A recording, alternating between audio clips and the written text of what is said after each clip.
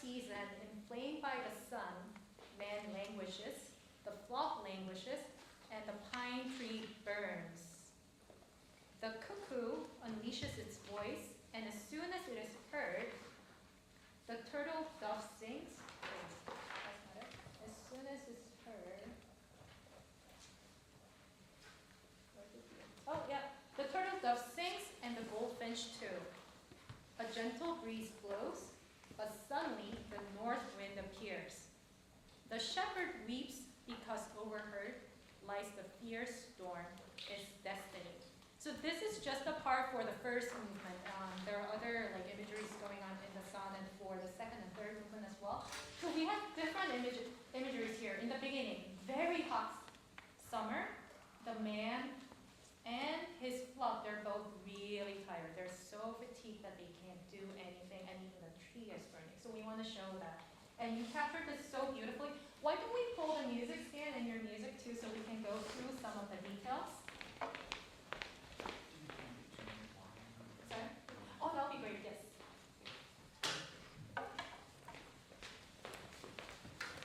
So let's just play the beginning one more time. And oh, this is good. Now, we have sets of falling gestures with the melody. Can we give a bit more of a sign gesture?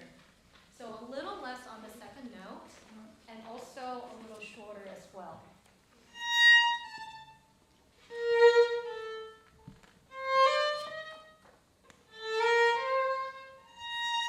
Let's try that.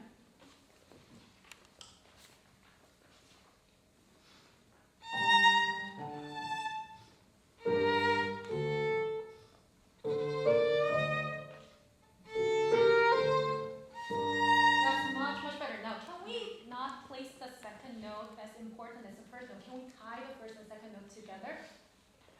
Let's play once just by yourself as a slur.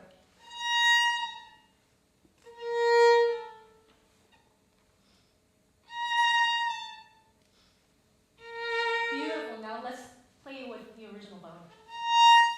Together with the piano, please. Beautiful.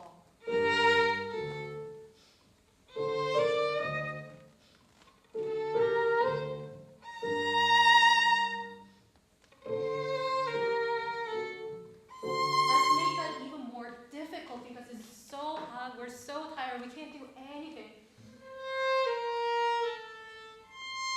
Less energetic. From there, please.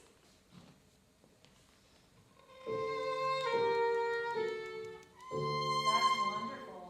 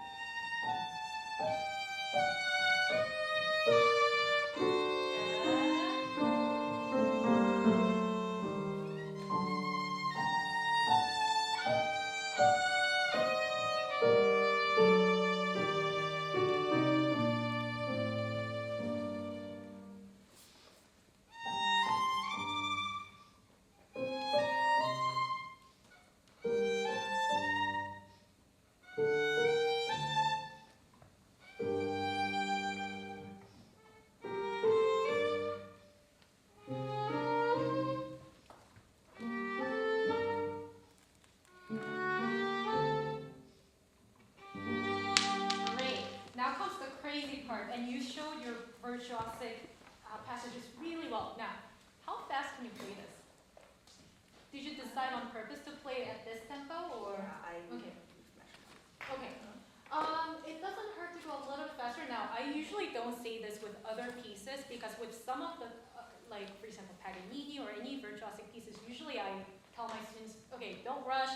It sounds much more brilliant when you stay steady. But with Vivaldi, I think it's okay to let loose a little bit because it's all about the effect. Now, if you feel uncomfortable playing faster, that's fine, but I think we can still capture the right character when playing fast. So even a slower tempo, so it sounded a little too safe in my opinion. Let's play.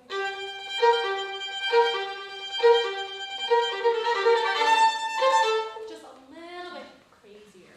Shall we try that?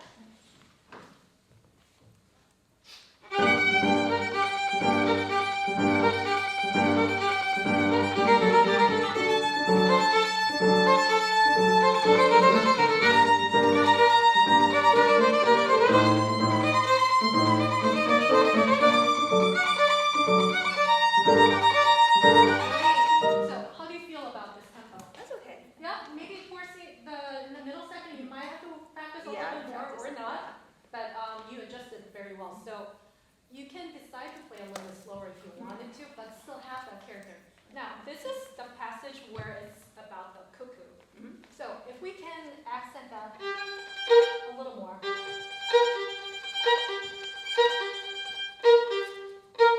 I think you did it well, much better the second time around, if you can exaggerate it even more. Now, here, let's see, where were we? There's one, let me look at my music. This is all the blur. Now, measure 40. Can we drop down the dynamic here? Because we have such a long way to go, right? So, after 39,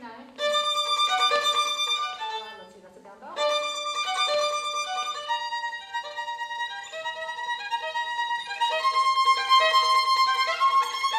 We have our ascending gesture there, right? So let's drop the dynamic a little bit. Where do you want to start? Can you start at 39? 39.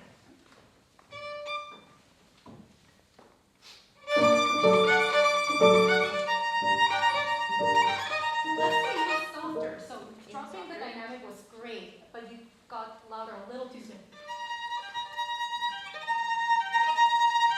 Make it more gradual.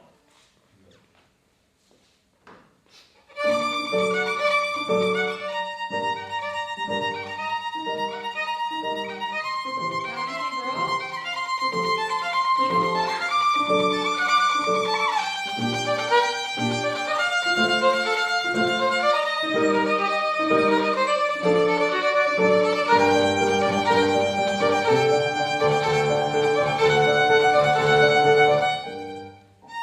That's wonderful. Doesn't she sound really great? Yeah.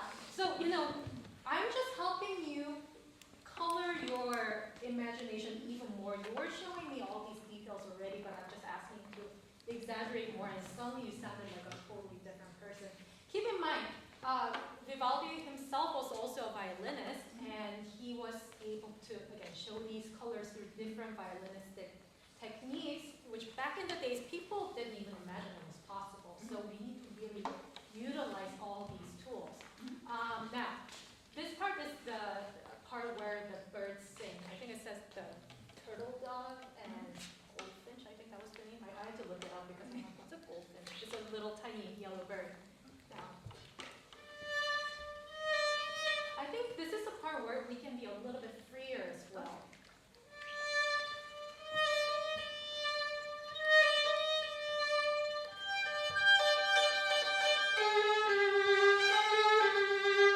I was playing the opposite bowing, but can we, again, show more imagination here? Do you want to try it by yourself or with the piano? You can try that by yourself. Okay.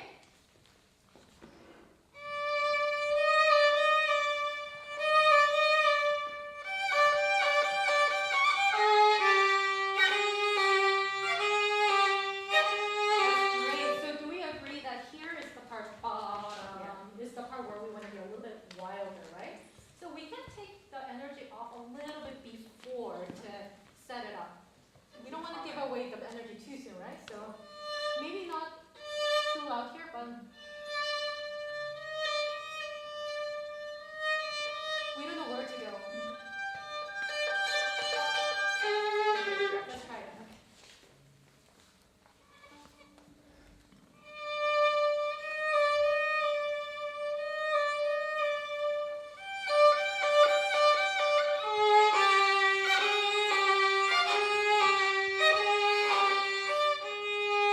Beautiful.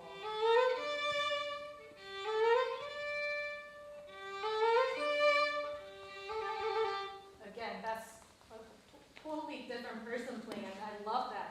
These are these 30-second notes? I think so, not 64, 30 seconds.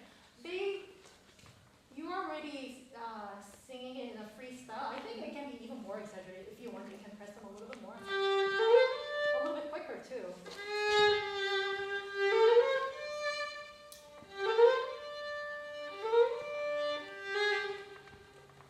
Now, this part, still the birds are singing.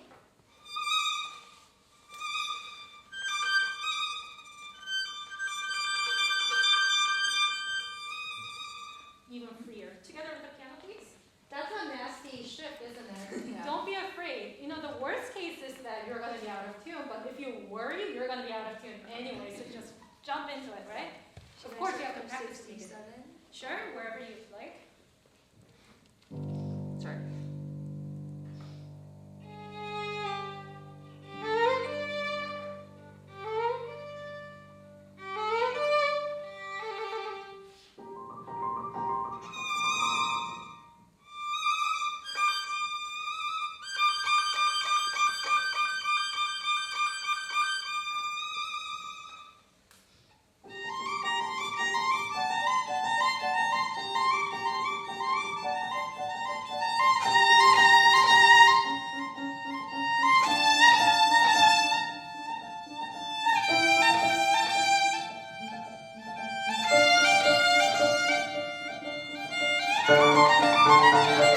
That passage sounded really wonderful, so I don't think I need to add anything there. Just for your reference, so up until here was where the bird was singing. You captured that really beautifully. This is the sweet, gentle wind.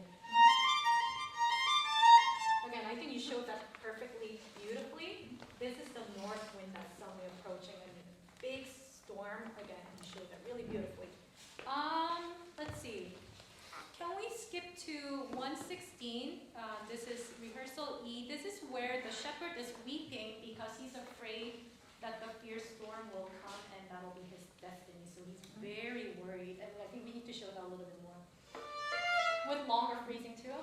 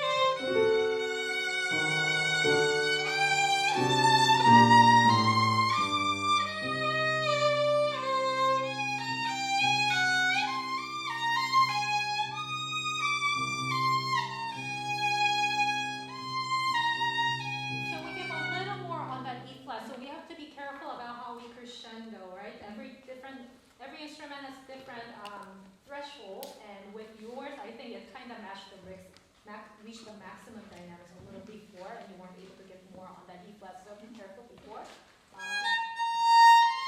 If you want, you can get a little softer here.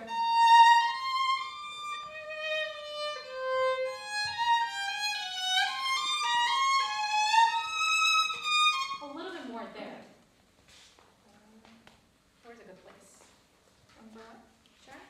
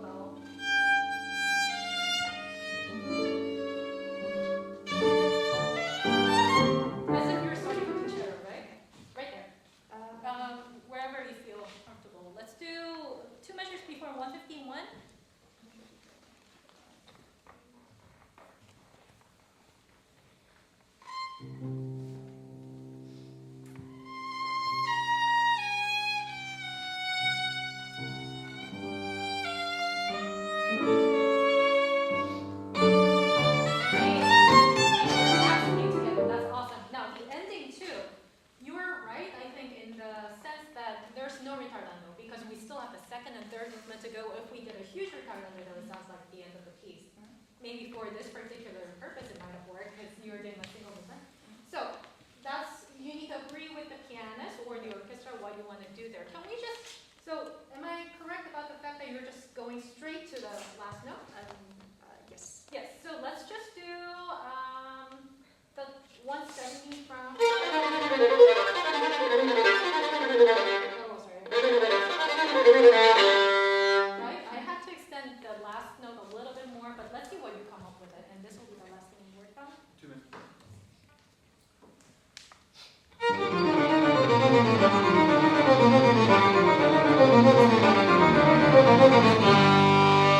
Perfect. And you didn't even need to stretch the second last note, and that worked out really greatly. So I think that's just one thing that you need to discuss with the accompanist ahead of time, but you didn't even need a rehearsal because you were so clear. But yeah, really wonderful job. And did you learn the second and third movement too? Not yet. I highly encourage. It's a great piece. So great job. All right. Thank you.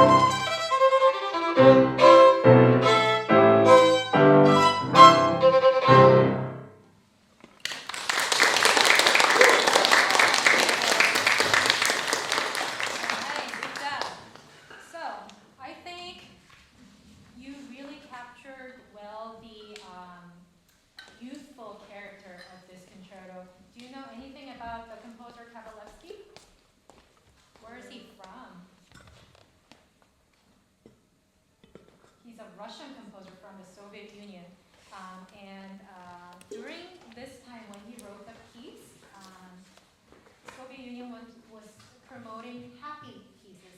At that time, the government didn't like sad or complicated pieces, and Kabalevsky tried to capture that youthful characterness, especially because he wanted to write pieces for students.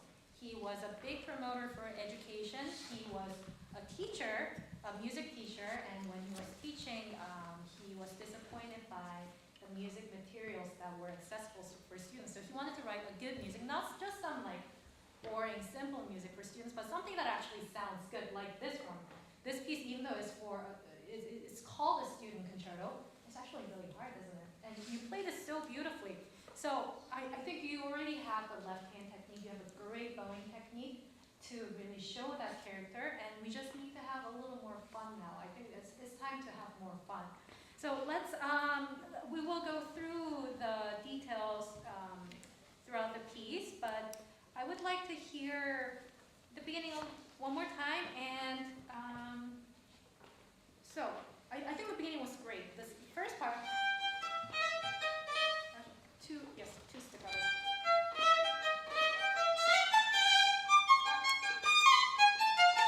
Can we make it more, I wouldn't say a joke, but just a little bit more lighthearted this time? Do you want to play from the beginning or just right there? Beginning. Yeah, beginning? Okay, sure.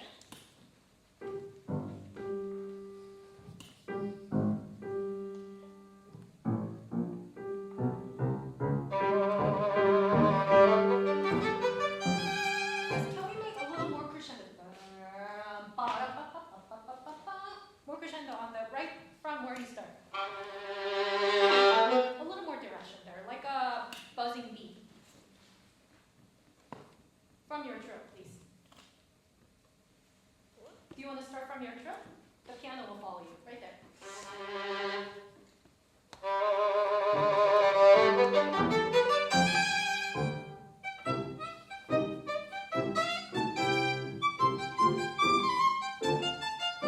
Great, so it really feels much better because you're having more fun.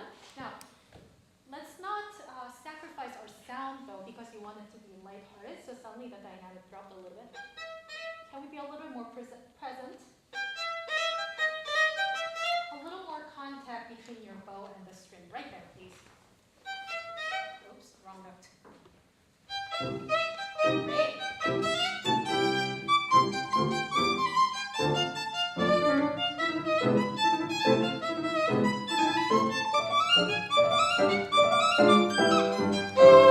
Let's not rush when we make that crescendo, and let's try to have that crescendo even more. By the way, throughout the movement, you did a wonderful job of staying really steady because I think that's absolutely important in this piece. It's already fast, and if you start rushing, it doesn't sound great anymore, right? So you did a wonderful job in that, and let's show if you can do that too here. So,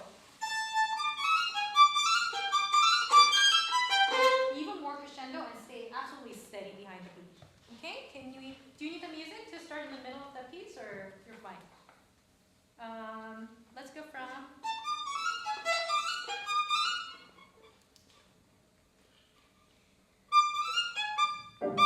Yeah, go ahead.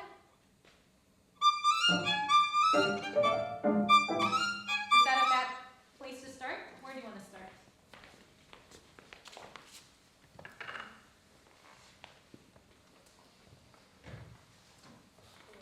Okay, that'll be 1, 2, 3, 4, 5 before rehearsal 3. And then the other way.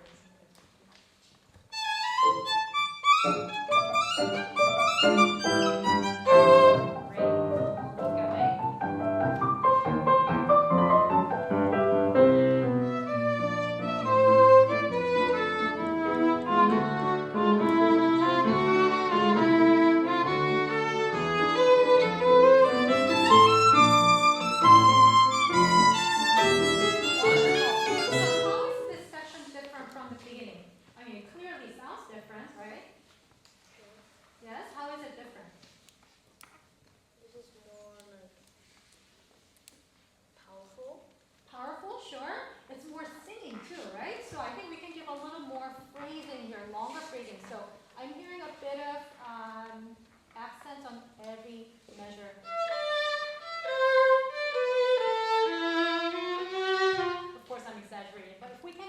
longer line.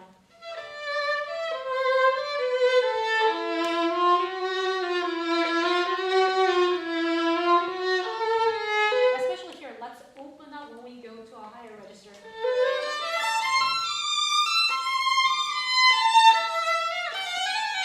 Can we show that? So from his second theme.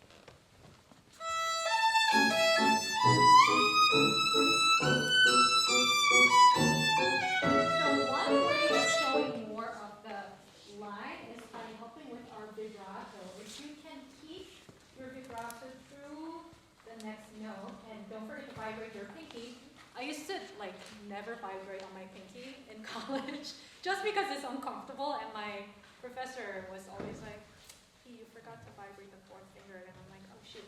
So it's so easy to forget, but vibrating the fourth finger is so important, especially because it's the highest line of the melody. Can we try one more time?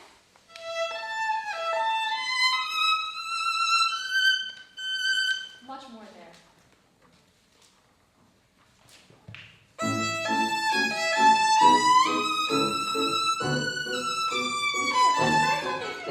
Musically, it's a little too open right now.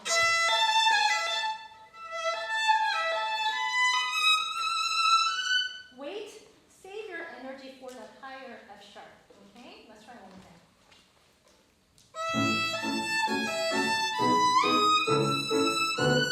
Beautiful.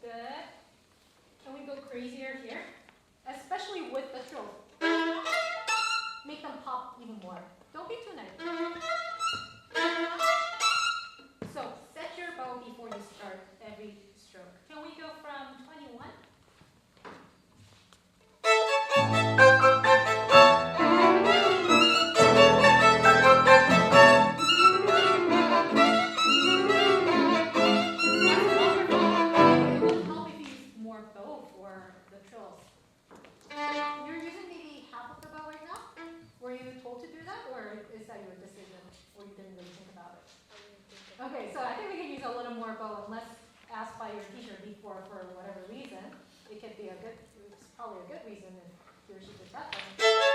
First of all, I think the staccato could be a little bit short and drier as well. They're a little long. A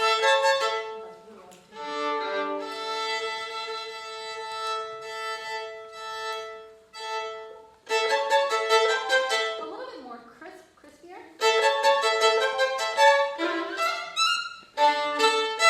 Tiny bit more bow. Can you just show me with open strings? Use the entire bow. Now, let's give more bite every note. So more contact. Don't just start right away. Make sure that your bow sets on the string. And we have to use our bow speed, otherwise we won't have enough time to use the whole bow. So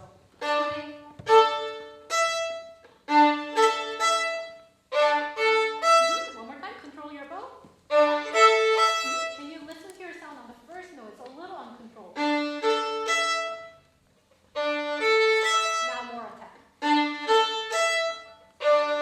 That's it. Good. Let's start from.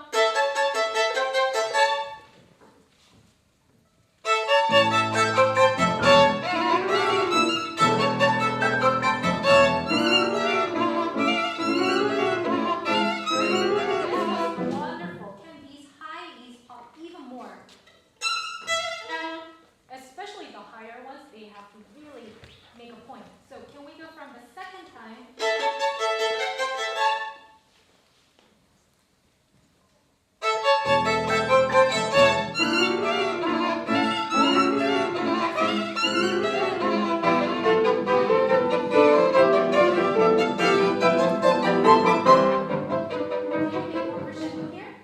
You might have to start a little bit softer if you don't have a room to grow, so that's up to you. Let's go from rehearsal 22, please. You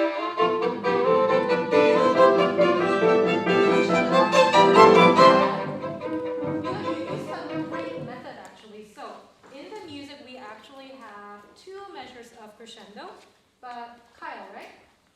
Is that your name? Yes. Kyle decided to only give crescendo at the last measure, maybe just impulsively, but I think logically it made sense because I was afraid that he might not have a room to grow, but he decided to save his energy until the last measure. So sometimes by delaying the dynamics, you can give a huge, much more effect. So that was wonderful. Let's keep going. So right there, we have a long way to go. So anticipate the crescendo that's coming up and do something smart like you did just then. Let's see what you can come up with.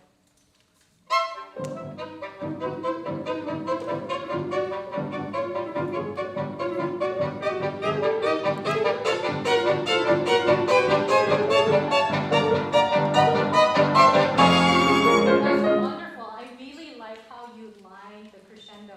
I think either you could have gone even louder or you should have started the crescendo even later, I think, because by here, maybe 5 measures before you already reached the maximum, and I was wanting for more. So can you play louder, you think, or do you want to save the energy a little bit?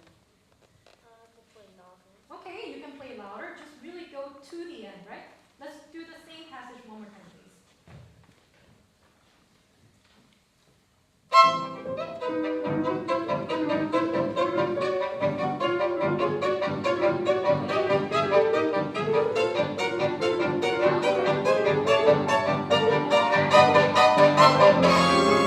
Wonderful. Okay, let's skip to the cadenza now. The cadenza sounded really great. Can we be even more confident and even freer? You know, this cadenza section reminds me of the 3rd movement of Tchaikovsky a little bit. A little bit, or even. It has a similar Russian character, even though they were, Tchaikovsky was way before Kabalevsky. But let's try something.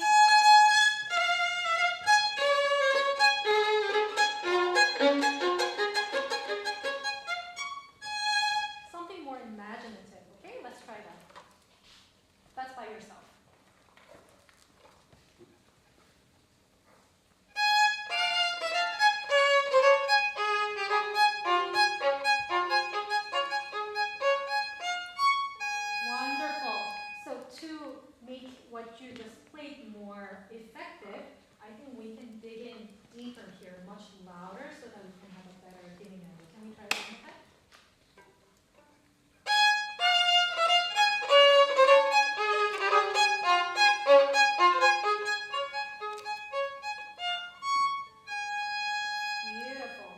section. Be careful with your sound quality. I like the volume, but it's pressed a little bit, so open up.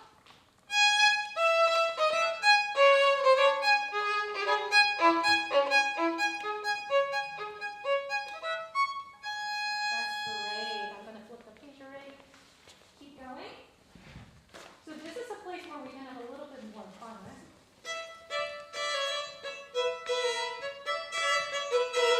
I don't know the notes, but you know the notes. A little bit more contact to the sound. Even though it's soft, we can have more contact for articulation. Start from the string.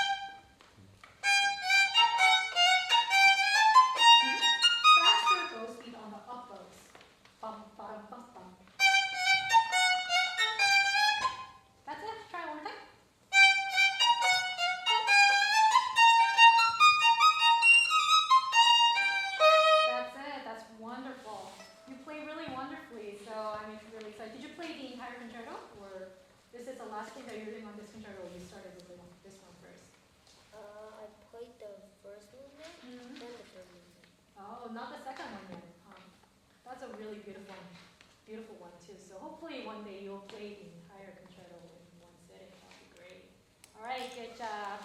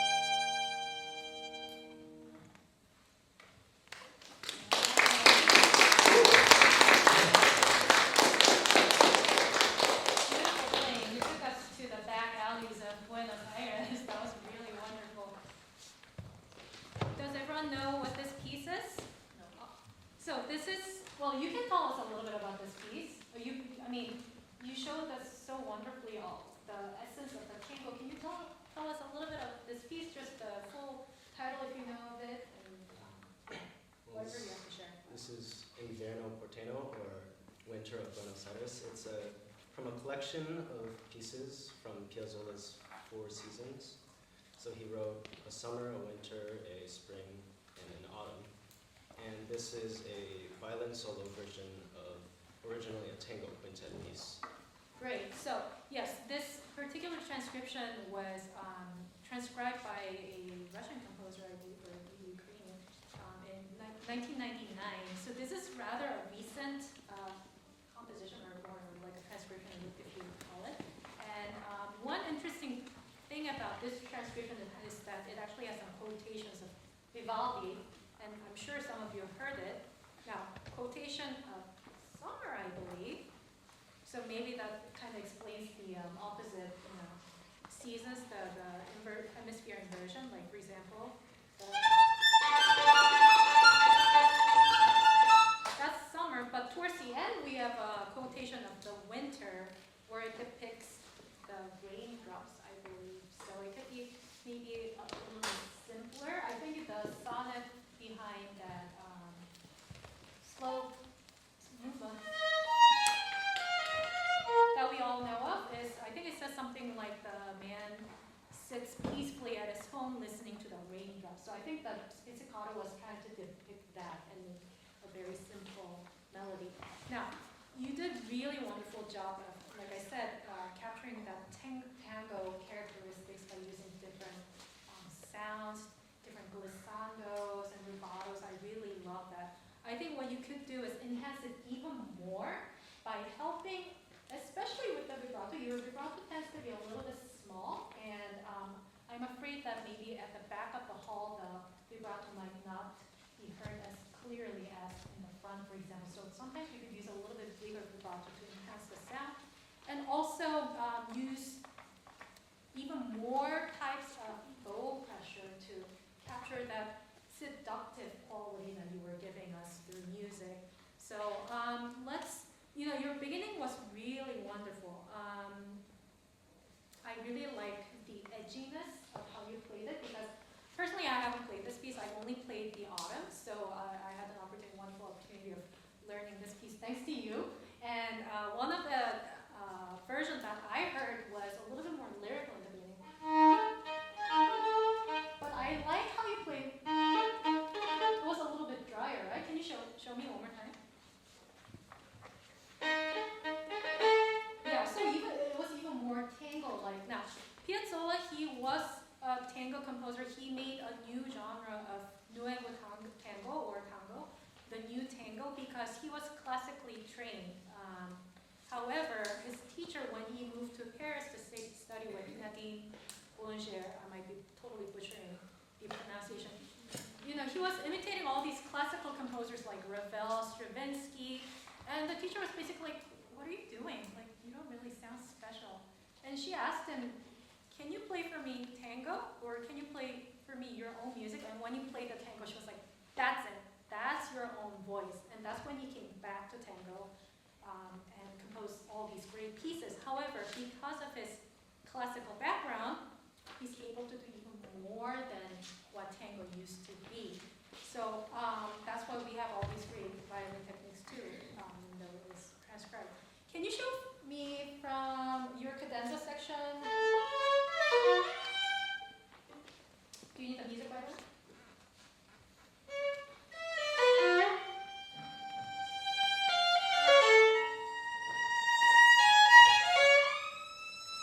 So that long tie for on the up bow, it is rather difficult, but I think you can make it even better. I think you can sing even more through the ties. All the up bows, right? Be careful with your bow speed and your bow pressure. Can you try one more time?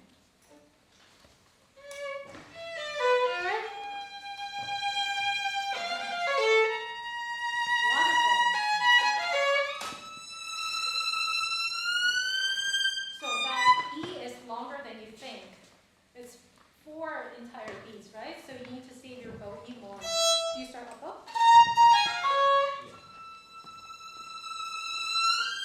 Try to sustain even longer. Great.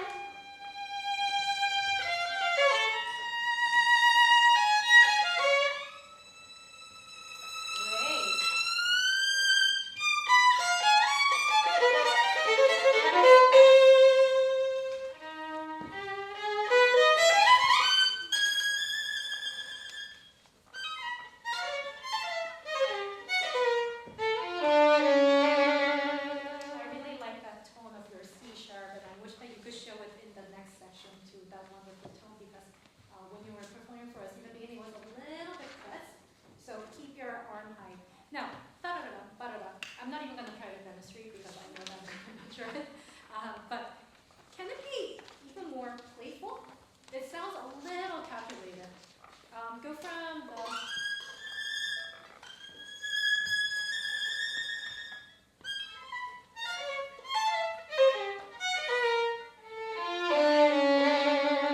Wonderful. Keep going.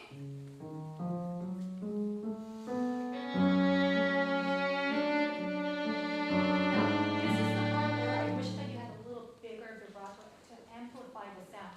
Now, dynamic-wise, I don't know if this is an accurate publication, but I have a piano. Do you intend to play the piano, or do you want to play a little bit louder? I kind of want to keep it piano. Piano, so even within the piano setting, I think we can keep the intimacy of the volume, but it could be a little bit slower bow speed then. Instead of, so more deeper into the string.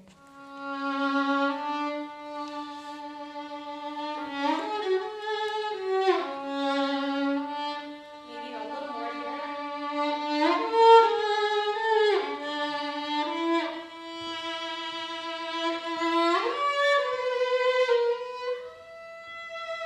Let's be a little bit more colorful with our bow. Okay, let's go from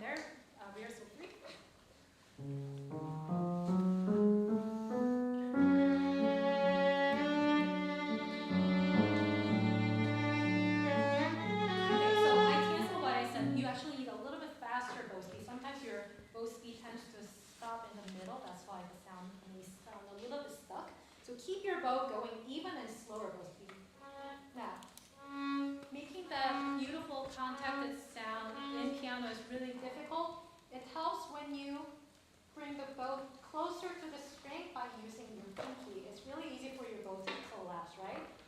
Especially in nervous setting, it's so easy to crash. So it helps when you're practicing at home just to get gentle strokes like this to find the optimal sound that you want. Can you just try several times until you find the perfect sound that you want, and you can stop. And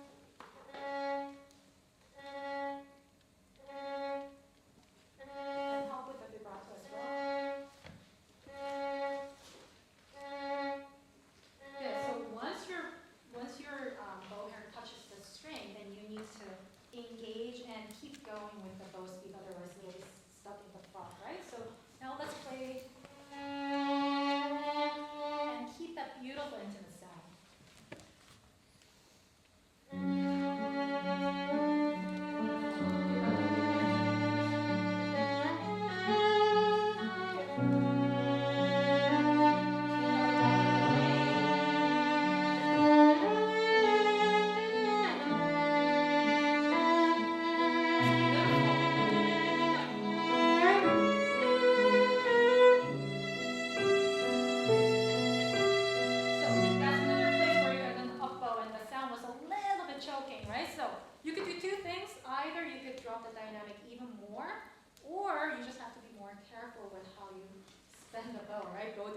So I personally would like to drop down the dynamics just because, I don't know, I kind of like the effect of dropping the dynamics, but also it makes it easier too. So.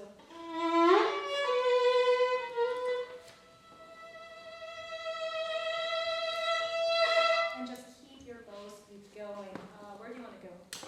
Right there?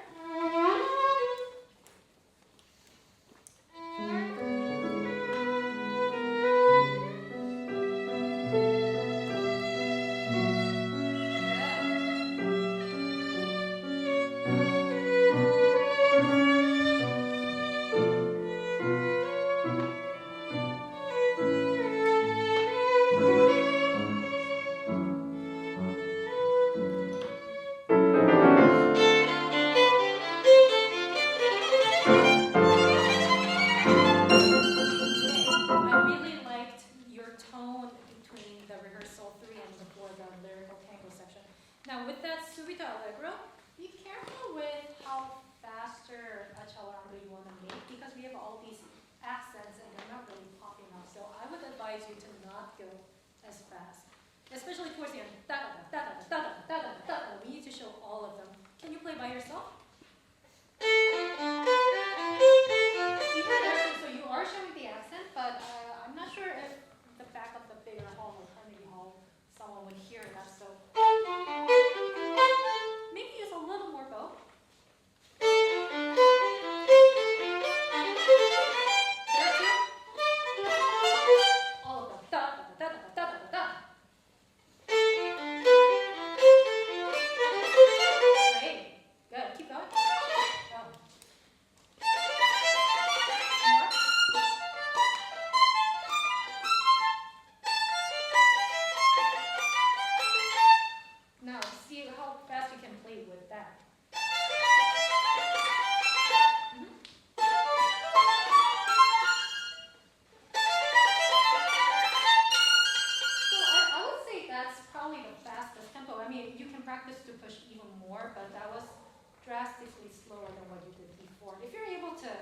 Achieve what you know, with the tempo that you originally did, yeah, go ahead, but I wasn't able to hear the articulation clearly, so be careful.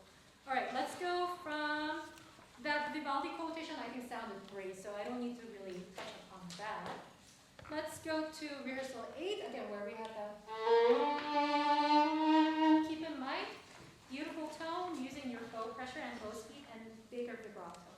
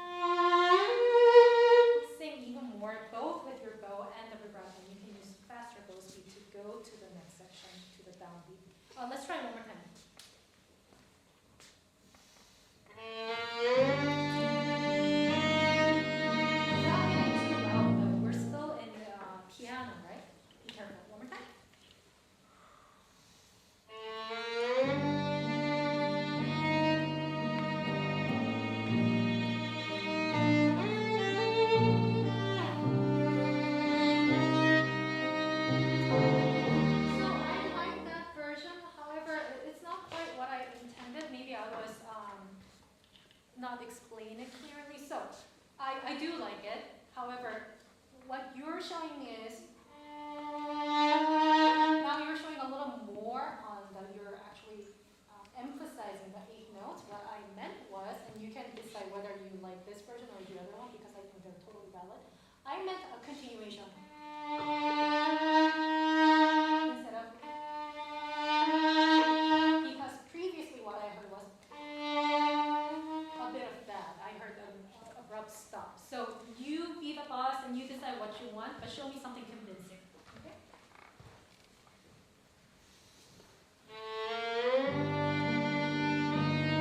I like that. That's beautiful. Yeah, keep going.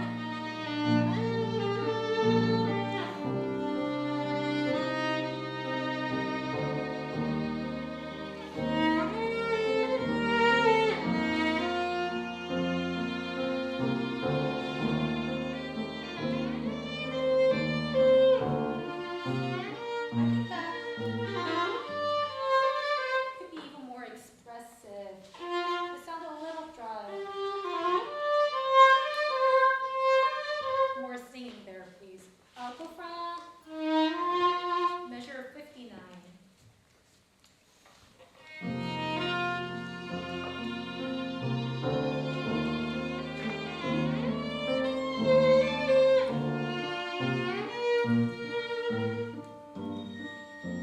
Is the rhythm correct? I could be wrong, but I think you entered a little too soon.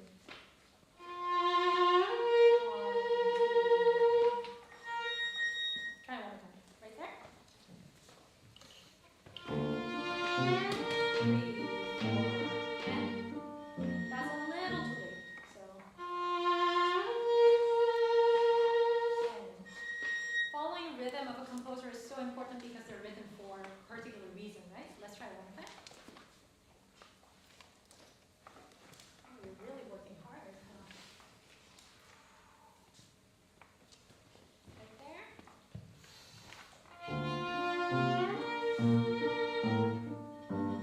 Not quite. Let's try one more time. So it's after one, I'll count for you. 3, 4, 1, and exactly. Keep going.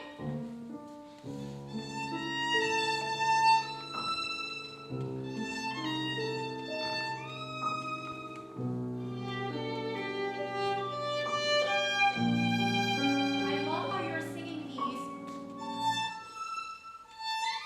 I think we can enjoy even more those intervals in the beginning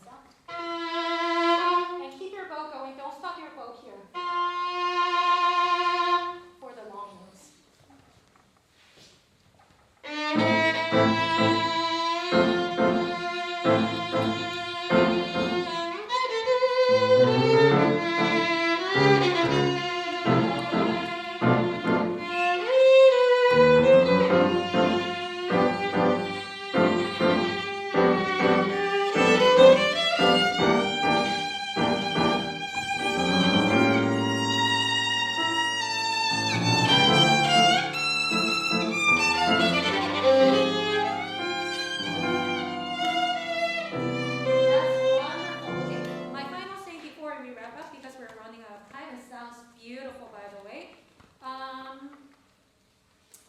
This section, with the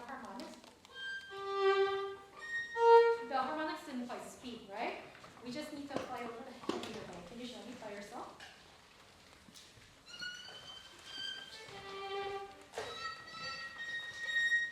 Try maybe the lower half.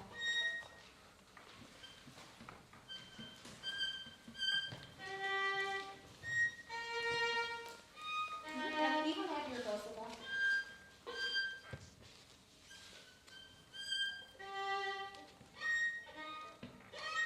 And also make sure that your left hand is strong, especially the first one. Exactly.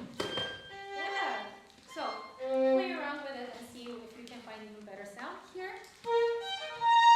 What's the rhythm? Bum, ba, bum, bum. Can it sound even simpler? Let's reflect that Vivaldi character, right? 18.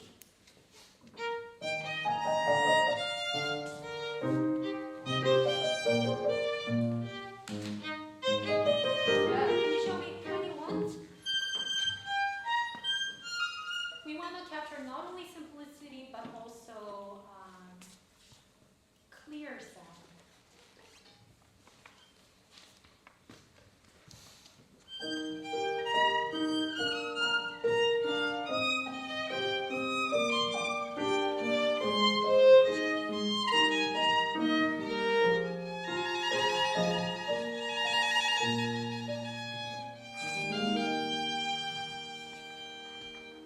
Bravo, great job.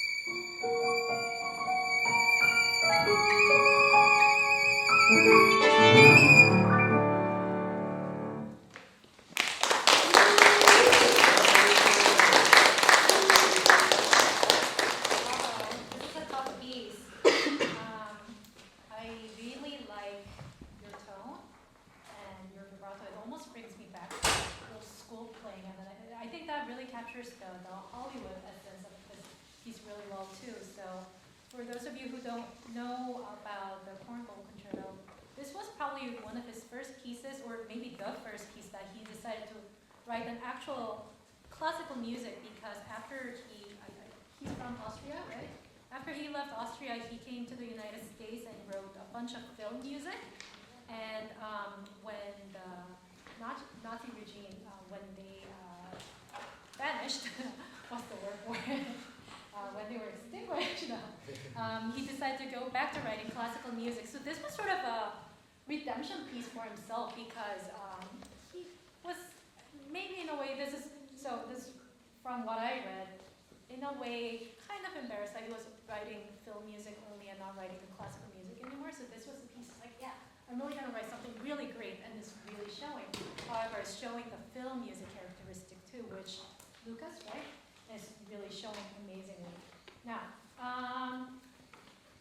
this piece has lots of different rhythms and meter changes, and there's a reason for it. And despite the fact I love your rubatos, they make sense, but at the same time, they're a little too free. And I don't know how difficult the piano part is, because I'm an orchestral player, but I remember accompanying this piece for James Ennis, who's very meticulous. Even when he was meticulous, it was very difficult to follow. So I think we need to give the pianist a little more room, but also, just musically too, there must be a reason why he has so many meter changes and rhythms too, right? So particularly the 16th notes I found a little too free and maybe a little too fast, so we're gonna work in different spots. And even in like, I think your cadenzas too, I mean, you're totally capable of playing them fast and they sound brilliant, but at the same time, I wish that because this piece has so much tonality, so many chromaticism, I want to hear more details, and I wasn't able to hear that because they were so fast. So I think because you're able to play so quickly, you're also capable of playing them a little slower and make them sound even more brilliant. So let's, for example, the beginning too, the tight notes, they're a little too long in some places, so let's be careful. Da da ba ba 1, 2, 3 da da, and I think you helped maybe a little longer. I don't remember. Let's try one more time from the beginning.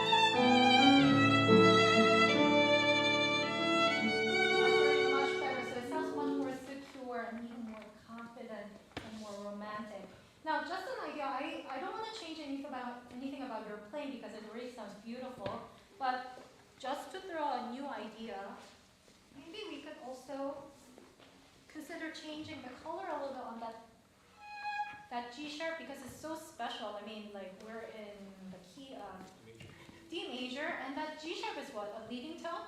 That's gonna dissolve eventually, right? Here, but that's so strange, right? And we might want to bring that up a little bit. So you might want to consider it, like I said, I don't want to change anything, but you might want to try. Start a little softer.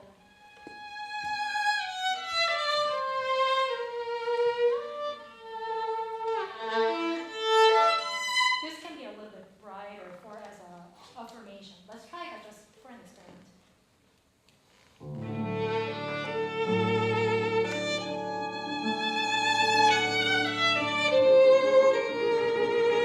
Try something else. I'm not going to say anything, but it wasn't quite convincing for me.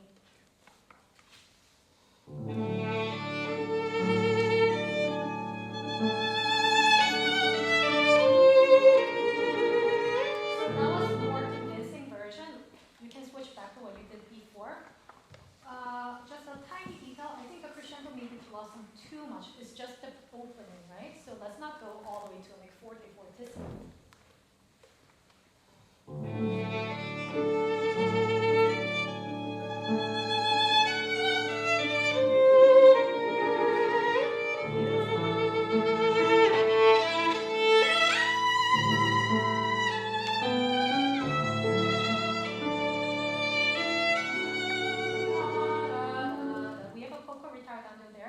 must obey that because the piano has something going on, and if you go too quickly, he cannot catch you, right? So can we go from the second theme, or second time of the theme?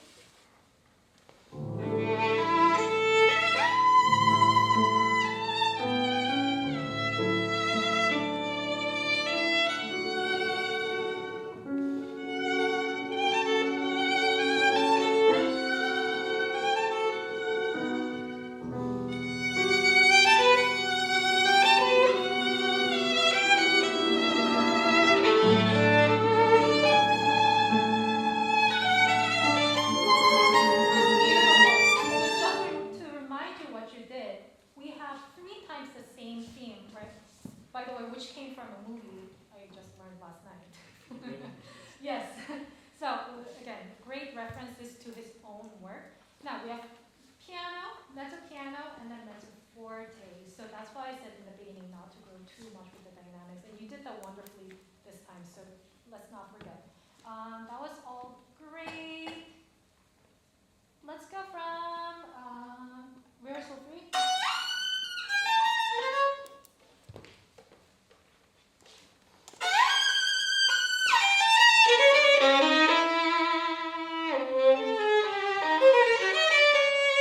Yeah, so be careful with the 16th, 3rd and 4th 16th notes after the slurs. I hear da da da da da da da da da da da da da. Try to sing them a little bit more.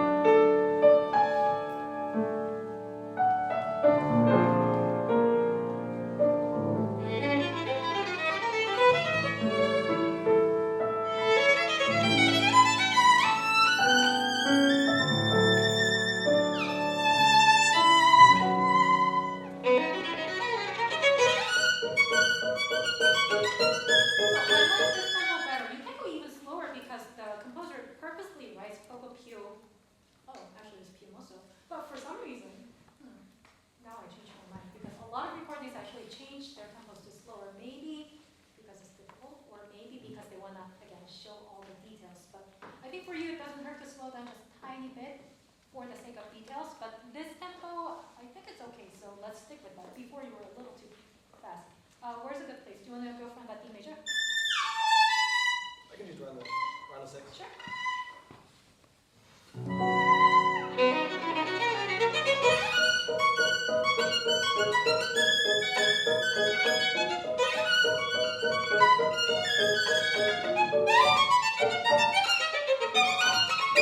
You tend to rush a little bit here at rehearsal 7.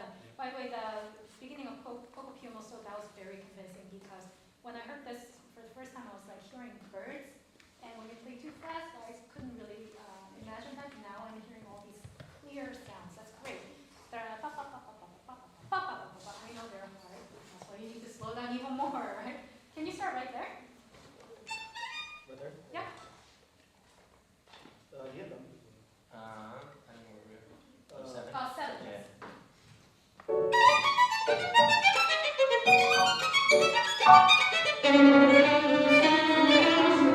Rush towards the higher notes. Yes. Give yourself a break.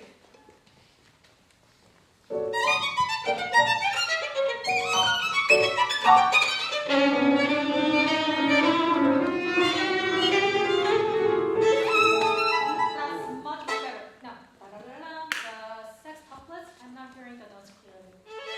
So a little slower and stronger left hand too. You're on it, or? Let's go from 2 measures before.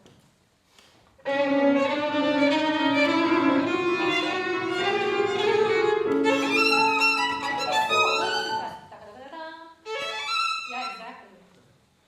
Second. So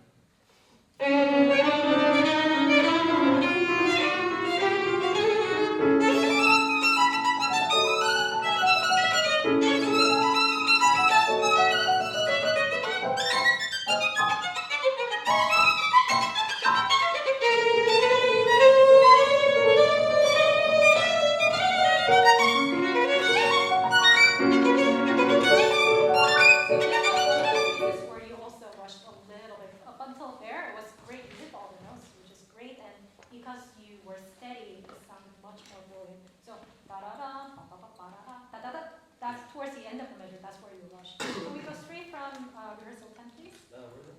So, Right on. yeah, right on. Or maybe you want to go 2 measures before? I can do right on it. Okay.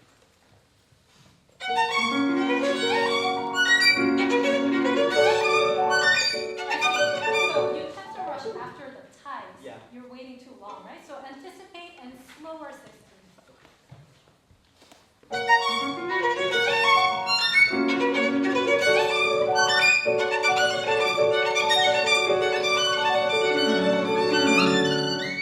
That's better. So you also rush a little bit, or you come in a little too late here as well. Yeah. Da-da-da, ba-ba-ba-ba-da-da, ba-ba-ba.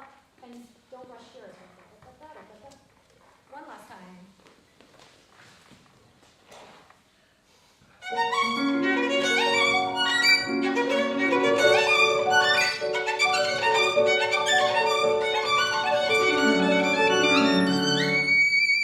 Yeah, so I think it's better.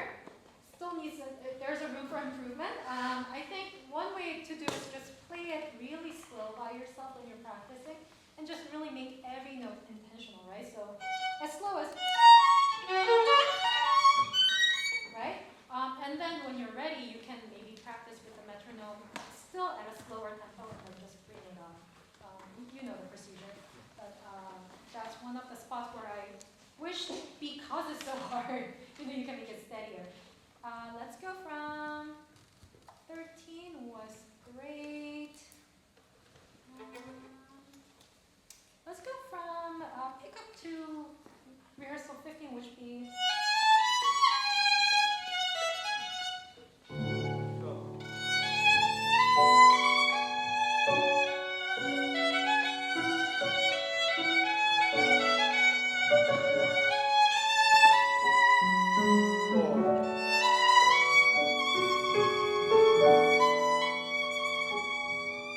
let's try it one more time. Does that happen often, or that was just one? I just thought it was the first one. Oh, okay. Yeah, All sorry. right, let's try it one time.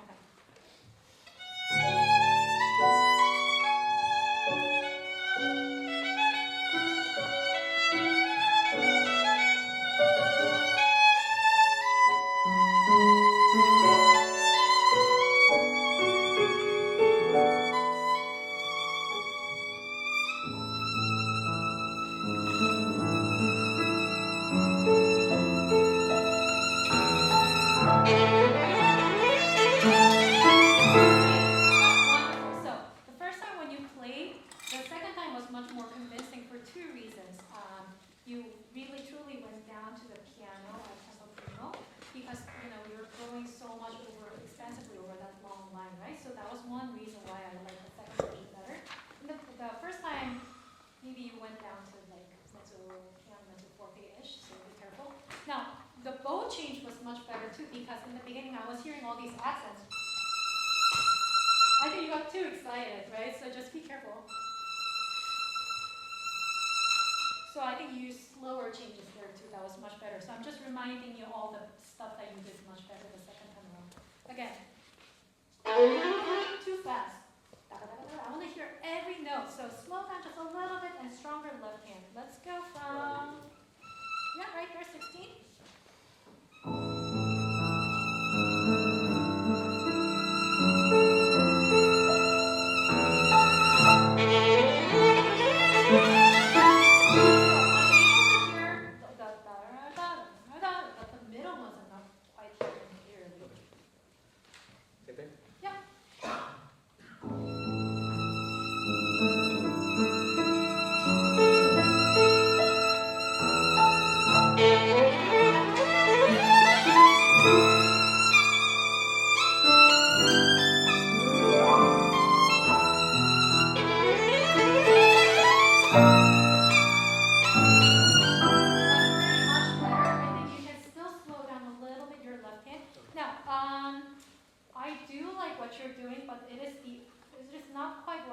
Korngold wrote on the music, which is the running passages.